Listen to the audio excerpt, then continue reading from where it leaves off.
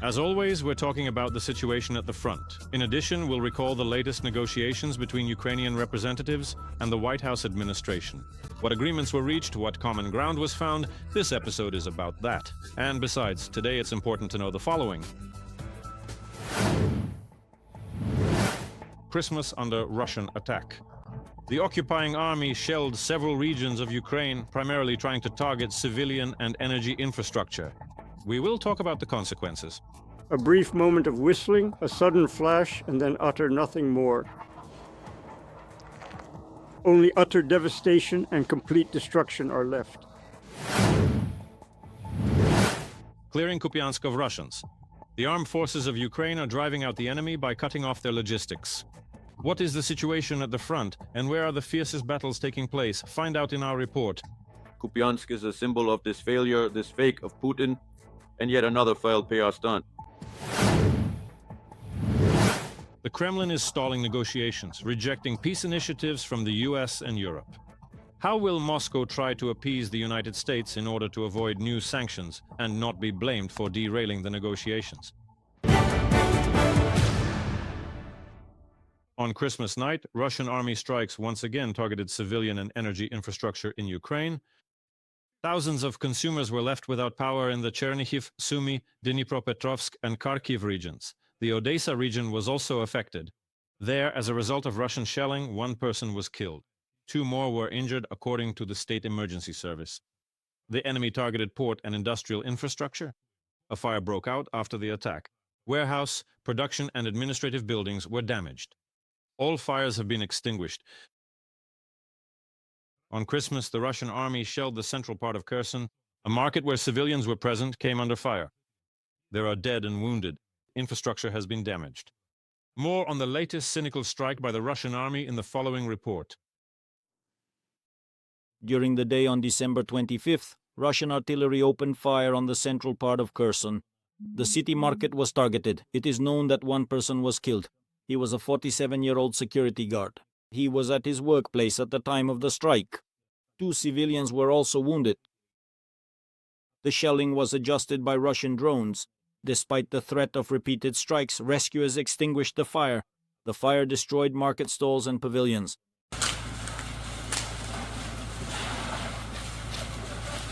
The Russian military could not have been unaware that at that moment there would be many people here. Vendors, buyers, and passers-by. This is not the first time the Russian army has deliberately targeted the market. Most of the market stalls have not been operating there for quite some time. Valery Bakus, Daria Litovchenko for Freedom TV channel. In Chernihiv, fires broke out due to strikes on several energy infrastructure facilities. This was reported by the State Emergency Service of Ukraine.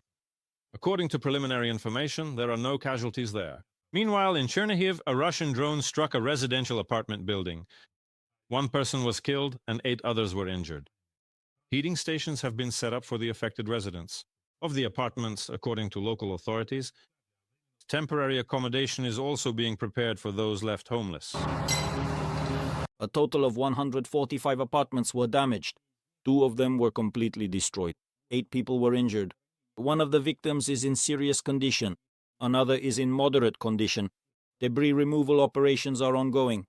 First aid stations have been set up at the scene. People are filing reports with the police. Psychologists are working with them. In total, more than 150 municipal workers are involved in the aftermath response. 1 person was killed and another 14 were injured in the Kharkiv region. In the regional center, a facility in the Shevchenkivsky district caught fire last night as a result of Russian shelling. And at night, in Derhachi, a fire broke out in a warehouse due to shelling by the enemy. In total, firefighters extinguished 4 fires at various sites over the past day. The Russian army struck the private sector of Kramatorsk in the Donetsk region with a Molnia 2 drone. The drone exploded on the grounds of one of the private households. As a result of the strike, neighboring houses and outbuildings were also damaged. Fortunately, there were no casualties. Our correspondents witnessed the aftermath. Russian troops struck a residential neighborhood in Kramatorsk on the evening of December 24th. At that moment, Ivan Stepanovich was at home. We just got scared, that's all. However, no one was actually physically hurt at all. He says everything happened so quickly that he didn't even have time to react to the drone approaching the house. There was a whistling sound. And that was it. A whistle, a split second, and that was all. A flash and nothing else. Only devastation, destruction. As a result of the strike, the windows in the man's house were blown out, the wall was peppered with shrapnel, and in the yard across the street, the gates were destroyed. They took the brunt of the impact. I went into the garage. It was utterly destroyed. The classic Volga 24 car was completely wrecked, with shattered glass and twisted metal and sharp, jagged iron scattered everywhere. The man doesn't understand why Russian troops would strike residential houses. After all, these aren't military targets, and there are hardly any neighbors left on the street anymore. People have left for safer regions. There aren't any soldiers here. Only 3 or 4 of us are left. That's how everyone left. We're the real locals, already retired, elderly. We're the only ones who stayed, that's all. There's nothing here. Absolutely nothing, not even a hint of anything like that. The Russian army is launching these kinds of drones at peaceful cities in Donetsk region more and more often, and it's increasingly the civilian population that suffers from them. As a result of this attack, 3 private houses and 2 cars were damaged. Dmytro Hlushko from Donetsk region for Freedom TV channel. In Sumy region, 5 people were injured due to strikes by the Russian army. Over the course of the day, Russian occupiers carried out nearly 80 shellings on 42 settlements in 18 territorial communities of the region. They used artillery, mortars, multiple launch rocket systems, and drones. They also used guided aerial bombs against the civilian population. Civilian infrastructure facilities were damaged and destroyed. I should note that over the past day, the air raid alert in Sumy region lasted for more than 18 hours. In Zaporizhzhia region, 5 people were injured due to Russian shelling. Over the past day, Russian occupiers carried out 705 strikes on 25 settlements in the region, according to the head of the regional military administration, Ivan Fedorov. According to him, there has been significant damage to housing, vehicles, and infrastructure facilities. Ukraine's Foreign Minister Andriy Sybiha stated on the social network X, formerly known as Twitter, that due to Russian strikes in several regions of Ukraine, there are dead and wounded. Sybiha also called on partners to increase pressure on Putin, noting that even on Christmas night, Russia did not stop its brutal bombardments. In these days, Odesa is suffering the most. Russia is deliberately destroying energy and civilian infrastructure, leaving people without electricity, water, and heating in freezing conditions. There are no military objectives, only Russia's intent to kill people simply because they are Ukrainians. Such actions fall under Article 2 of the 1948 Genocide Convention. The deliberate imposition of living conditions on a group calculated to bring about its physical destruction in whole or in part. We call on the world to act, to increase pressure on the aggressor, and to strengthen Ukraine's ability to defend itself and its people, including with air defense. Andriy Sybiha, Minister of Foreign Affairs of Ukraine, on the social network X. The General Staff of the Armed Forces of Ukraine reported a successful attack on a military airfield near the city of Mykop in the Republic of Adygea, Russian Federation. According to preliminary data, a fire broke out there. The results of the attack are being clarified, and since the beginning of the day there have been 61 combat engagements on the front line. More details on the situation at the front, as well as other successful long-range strikes by Ukraine's defense forces, coming up next. Ukrainian defenders destroyed a Russian heavy flamethrower system Solnsepyok using drones. This was reported by the commander of the National Guard, Oleksandr Pivnenko. He noted that the strike was carried out by a strike drone unit, Lasers Group. According to him, the TOS was firing at the forward positions of the Ukrainian armed forces, after which it was detected by aerial reconnaissance and promptly destroyed. The Solnsepyok uses thermobaric munitions, which create a powerful blast wave and high temperatures over a large area. The destroyed system is estimated to be worth about $8 million. This is not the first case. Several of these Solnsepyoks have been destroyed. We've taken out a lot of them over these almost 4 years, and we will continue to destroy more. And the fact that they are using such weapons, which are basically banned by all international conventions. This is yet another reminder that they are waging a criminal war for which there is no statute of limitations, and everyone who uses these weapons will have to answer for it, including when they resort to using chemical weapons. I want to remind you, they always have this at their disposal. The Ukrainian Defense Forces have refuted the Russian lies about controlling Vovchansk. This was stated by Viktor Trehubov, head of the communications department of the Joint Forces Group. According to him, the occupiers control certain areas of the city. However, there is no talk of a complete capture of Vovchansk. Trehubov noted that Russian troops continue their attempts to break through in the outskirts of the city, particularly from the west, in order to bypass Ukrainian defense forces. Meanwhile, in Kupiansk, Kharkiv region, the clearing of Russian troops continues. They have been cut off from ground supply lines and some are surrendering. This was also reported by Viktor Trehubov, head of the communications department of the Joint Forces Group. According to him, about 50 Russian servicemen remain in the city, including foreign mercenaries. The enemy's logistics are limited. Attempts by Russian units to gain a foothold in the northern districts of the city have not been successful, and they are unable to hold their positions. Earlier, the Center for Countering Disinformation reported that Kupiansk is fully under the control of the Ukrainian Defense Forces. This fact was also confirmed by propagandists, the so-called war correspondents. Russian troops were unable to gain a foothold in the city either before or after the Kremlin's statements about its alleged complete capture. This is not the first time Russian military have reported to dictator Putin about the capture of our cities. They have even displayed flags. They have even shown themselves allegedly on the streets of Kupiansk and other cities. If we look at the entire front line, there have already been reports about 8 cities from Vovchansk to Huliapol claiming they have been captured. Putin voiced this and Kupiansk. This was emphasized during several press conferences and during meetings of the extended board of the Ministry of Defense. That is, this was the key format. PR campaigns, Russian troops and the dictator himself. We recaptured their attack flanking positions and of course completely localized the saboteurs' actions in the city. At first there were up to 200 of them, then 150, and now fewer than 100 remain. Only a few, literally, representatives of the Russian armed forces are left in basements, in houses without food and with almost no support. From the air, the last thing was drones. This we no longer intercepted. We have essentially localized this entire breakthrough, which, as we say, was a local one into the city.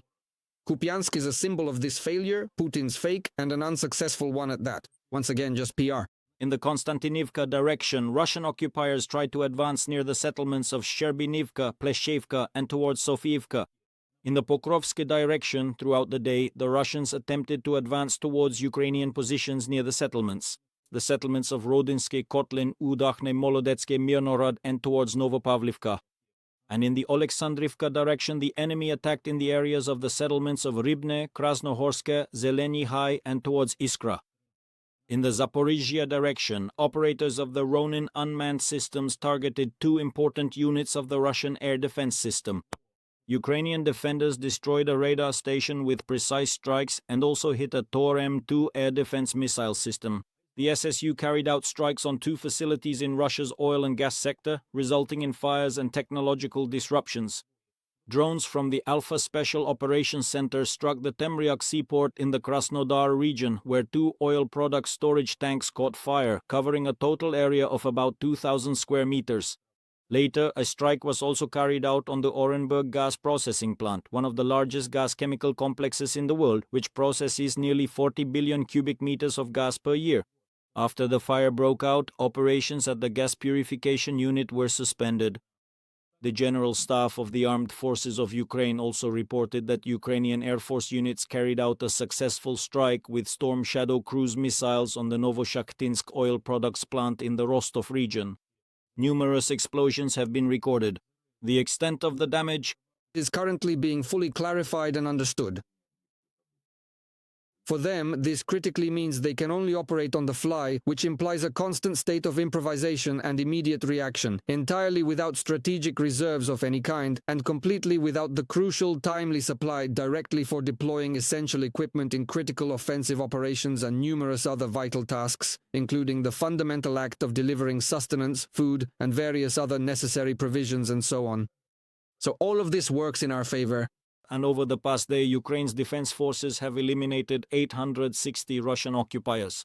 Thus, since the beginning of the full-scale invasion, Russia has lost more than 1,201,000 military personnel. Additionally, 7 tanks, 5 armored combat vehicles, 59 artillery systems and 149 units of enemy automotive equipment have been destroyed.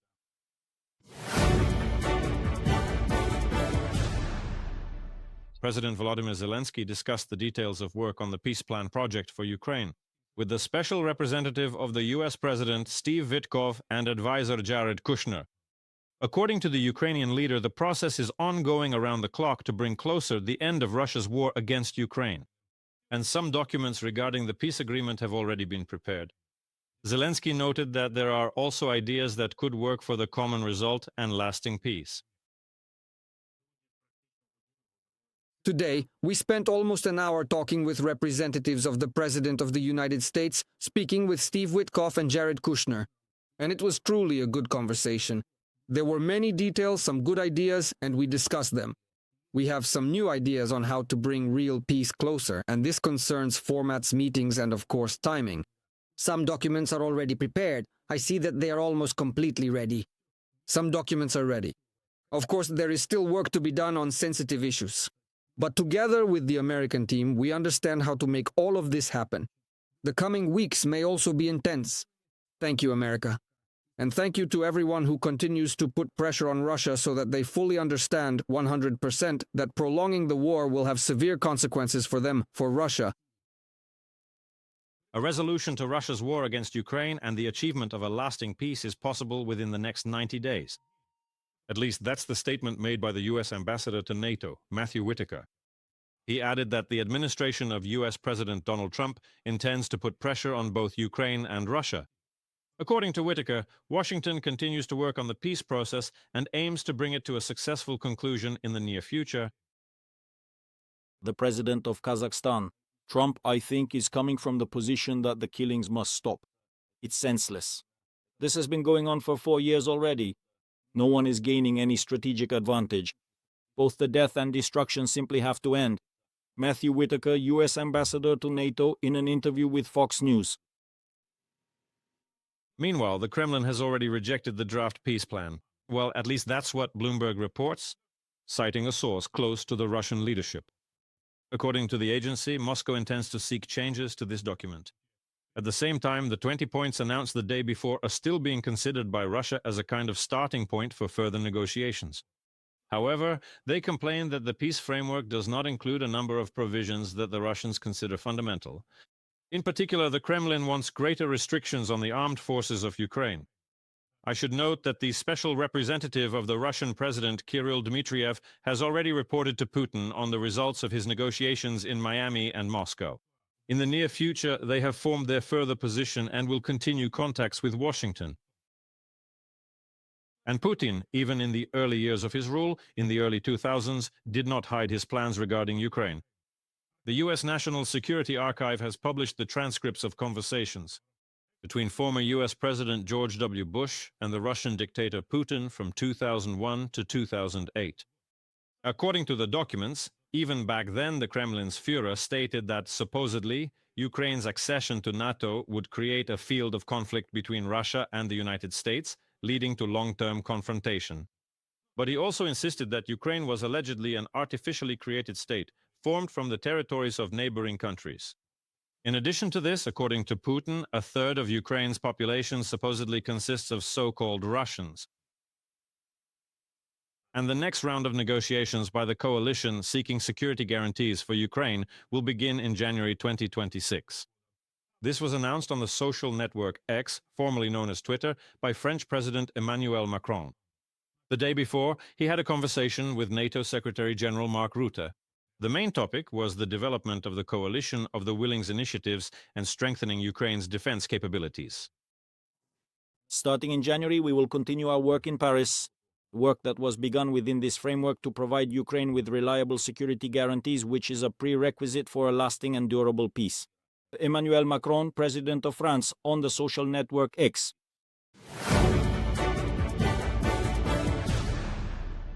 Volodymyr Zelensky spoke with His All Holiness, Ecumenical Patriarch Bartholomew.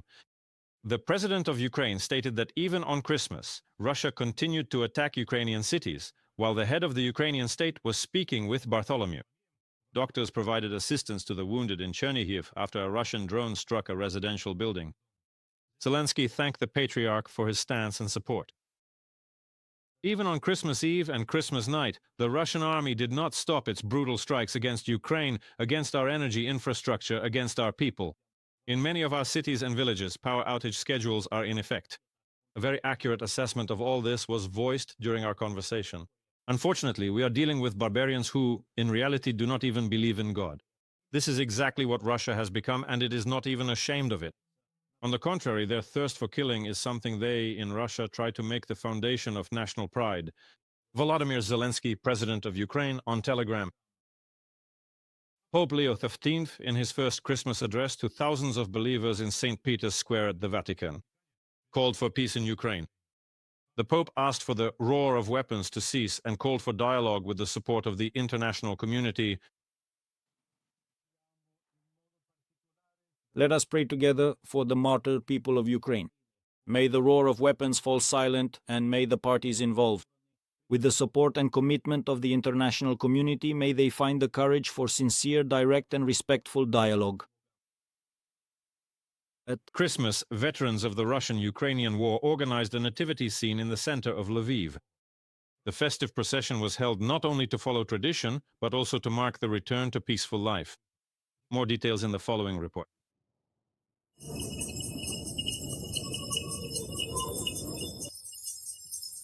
The festive procession moves along the central streets of the city, singing Ukrainian Christmas carols. Riders lead the way.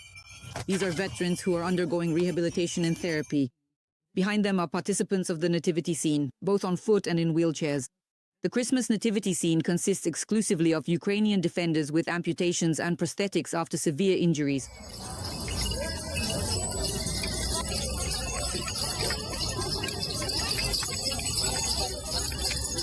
Me with my mother, you and I.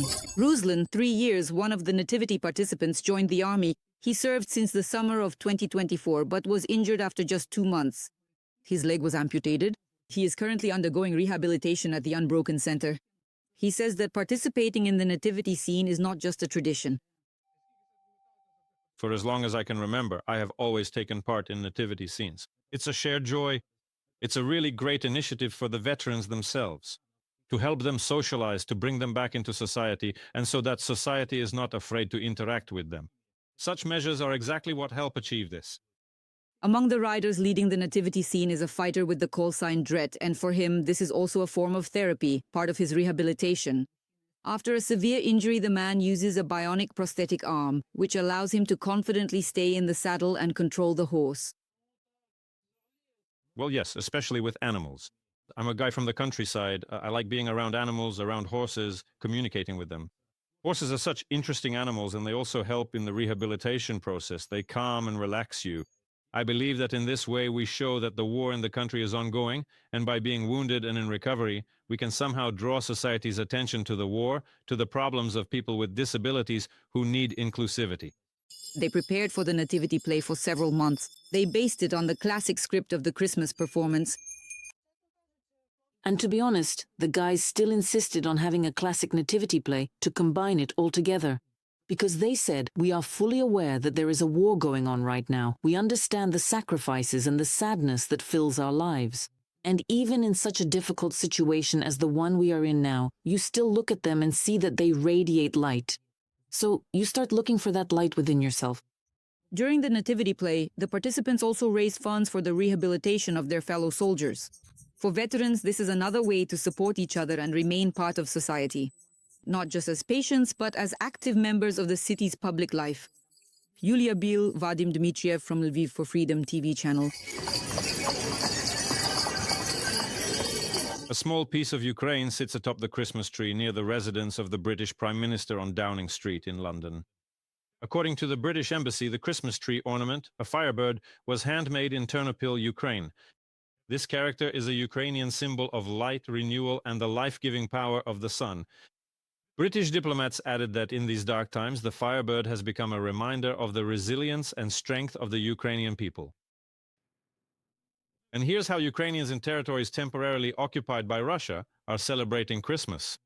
This was shown by activists from the Yellow Ribbon Movement. The published photos show the traditional 12 dishes for Christmas Eve. Embroidered shirts and Christmas trees decorated with Ukrainian symbols, the most cherished wish at the holiday table. Freedom and victory for Ukraine, the activists noted. And they added that Christmas cannot be occupied. In the Lviv region, Ukrainians who were forced to become displaced persons due to Russia's full-scale invasion are celebrating Christmas. How, in their new communities, they preserve their faith, support each other, and celebrate Christmas authentically in the Ukrainian way. Watch our report. Irina Kirillova is a displaced person from Syeverodonetsk. She moved to the Lviv region from her hometown in 2022. Since then, she has been living in a modular town for the third year now. She recalls that they evacuated from Syeverodonetsk, which had been destroyed by the Russians under shelling. Now it's under occupation, our home. We've been here since 2022. Since March 2022 we left. We barely managed to escape the shelling. And that's it. They brought us to Lviv. We didn't know where to go. There was a sense of despair. Today, the woman is preparing to bake pampuki, a traditional Christmas dish for Lviv residents, for the first time. Irina says that the holiday traditions of Luhansk region are different from those in Halikina. In Syeverodonetsk, the celebrations were more modest and mostly took place at home, without diduks or large public festivities. We have a square like that in our city. We have a square in our city where all these holidays are celebrated. You know, for us, the celebrations were more like Maslenitsa. And Christmas, well, there wasn't anything like a diduk, not like here. Christmas was mostly celebrated at home, each person for themselves. We had kutya, we made it from rice and added whatever we had, mostly raisins. Some people would even add jam to it, all sorts of things. And for Christmas, we always made dumplings with different fillings, potatoes, cheese, cabbage. Together with Irina, Olga Polienko is also making Christmas pampuki. She is from the Kharkiv region. She came to Lviv at the end of April 2022 when her city, Chernihiv, was under heavy shelling from the very first days of the full-scale war. She says that here she feels safe and is happy to learn traditions that are not typical for her native region. The traditions, of course, the people, the language, it's the atmosphere, it's the people. Our people, that's everything. When you look at these people, you feel supported. And that is truly priceless. Confectioner Valentina Solotkina shared the secrets of baking Lviv pampuki with the women. She insists that the main secret of the dish is love and warmth of soul, without which you shouldn't even start baking pampuki. When we do it with love, then it turns out delicious, people enjoy it, and we enjoy it too. When everything works out, you want everything to be good, to give those people a bit of joy because they've been through so much. So much sorrow. The result of our joint effort is more than 120 pampuki baked with poppy seed filling, jam, and ground rose petals. Despite the fact that the people living in the modular town have lost their homes, they have not lost their faith. Even far from home, they continue to cherish Ukrainian traditions and plan to pass them on to their children.